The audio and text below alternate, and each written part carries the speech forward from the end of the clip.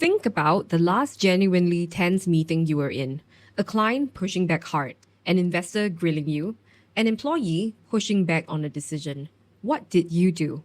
If you're like most people, you probably talked faster, leaned forward, and maybe even started over-explaining. I've been rewatching Peaky Blinders lately, and there's a reason Tommy Shelby is one of the most quietly intimidating characters on television. And it's not because he raises his voice, it's actually the opposite. He almost never does. Tommy Shelby has some habits that are worth dissecting and learning. Today, we're breaking down what Tommy Shelby can teach us about commanding a room and how to use it the next time you're in a high-stakes conversation.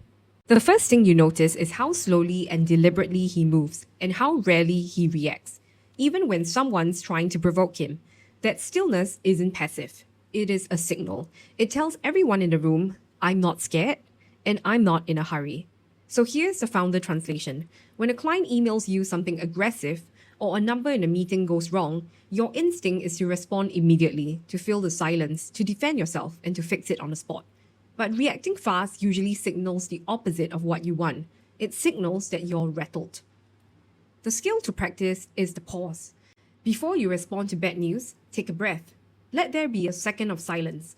It feels uncomfortable, but to everyone watching, it reads as control. You don't have to feel completely calm to project it, but the practice of pausing before reacting is what starts building the real thing over time. What is your business, Mr. Shelby? Import-export. The second habit is about language and tone. Notice the difference between saying, I'm hoping to hit our targets this quarter, versus, we're gonna hit our targets this quarter. Same intention, completely different signal. One sounds like a wish, and the other sounds like a plan already in motion. Tone matters just as much. A lot of people end sentences on an upward inflection. Even statements start to sound like questions. We're launching the new product next month. The tiny lift at the end makes a confident statement sound like it's asking for permission. For founders, this shows up constantly, in pitches, in team updates, in negotiations. Try this. Take whatever you're about to say, swap the words hope to and want to for will and are going to, and consciously let your voice drop at the end of the sentence instead of rising. It's a small adjustment, but it will change how the room receives you. The third thing, and this is one most founders skip, is leverage. In the show, people respect Tommy because he always seems to know something they want or something they're afraid of. You obviously don't need to operate that way, but the underlying principle is to not ask from a position of need. Say you want a better deal from a vendor, or a raise for yourself if you're still drawing a salary, or better terms from an investor. The weak version is going in and simply asking, well, we've been a loyal customer, so can we get a discount? The stronger version is going in having already built leverage.